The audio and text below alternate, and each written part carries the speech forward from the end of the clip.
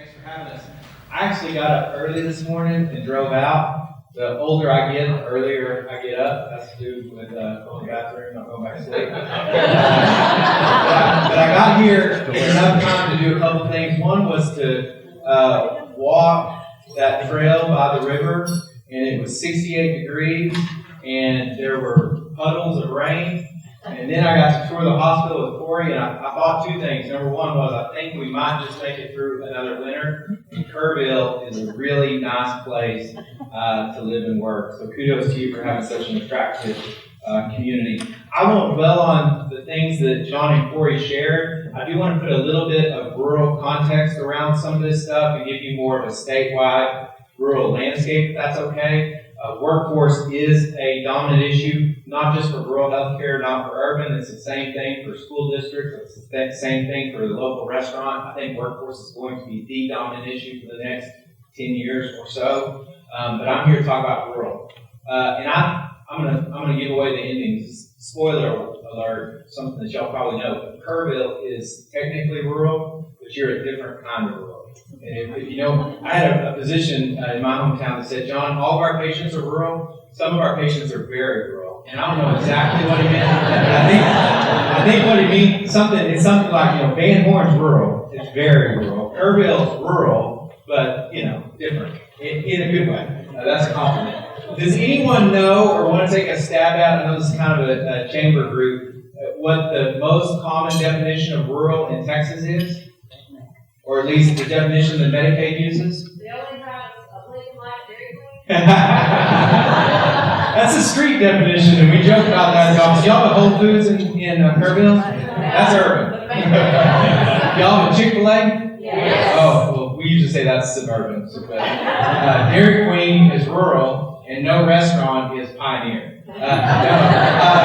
Actually, the state definition of rural is a threshold of county population. They changed it after the 2020 census in the 2023 session because it was delayed. But the threshold to be considered rural by the state of Texas is county population of 67,750 or less. That's a weirdly specific number, but it was aimed at keeping Decatur and Wise County and Granbury and Hood County in without adding new rurals. But I think Kerr County is safely rural by that criteria. There are, by that measure, 158 rural hospitals in Texas.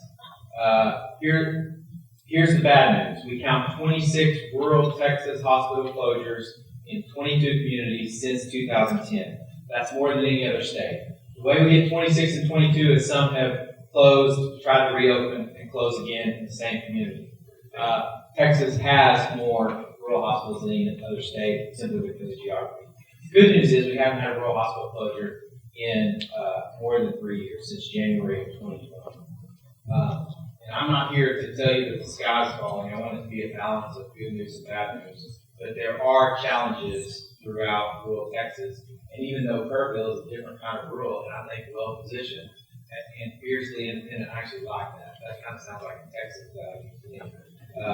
They're not immune to the challenges that rural hospitals and providers face.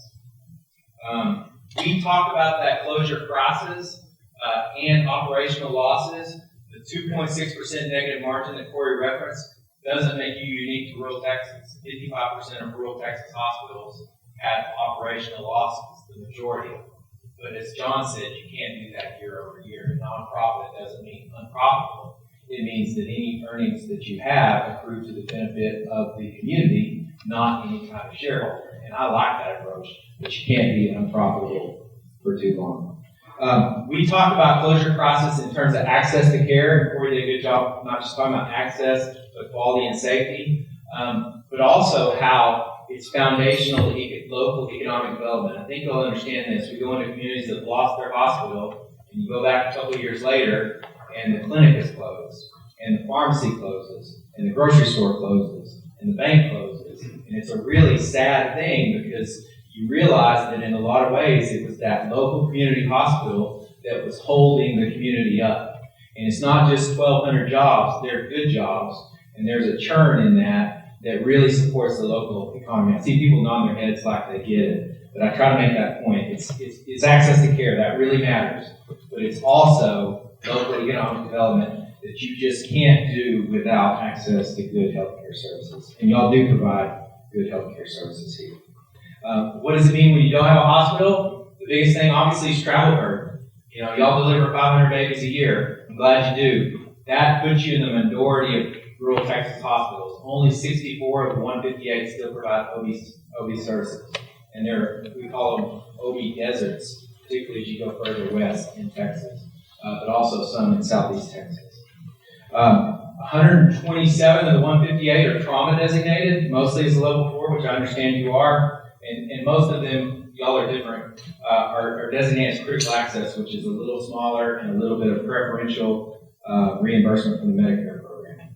Threats, to mention Medicare Advantage. I was in Hondo last week at a board strategic planning session. A board member said to me, he said, Medicare Advantage is great. I got eyeglasses and a wellness benefit. It's really great until you need it.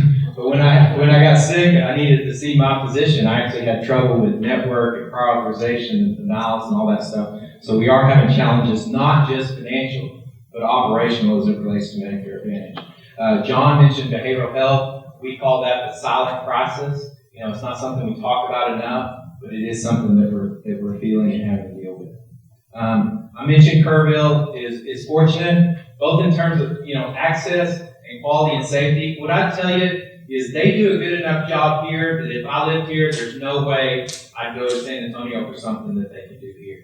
They don't do everything, but they do most things. The scope of services that they do in this rural community are actually pretty remarkable. There's no reason to believe you don't have to. But like I said, well-positioned and good quality is a strategic advantage, but it doesn't make y'all immune from all of those external pressures that we're seeing across the state.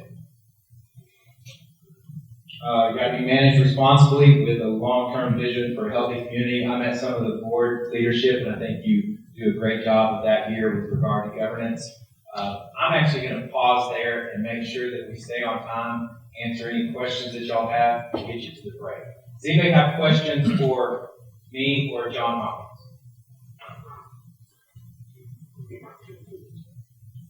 Come on. Okay, no? Okay. Thanks for having us.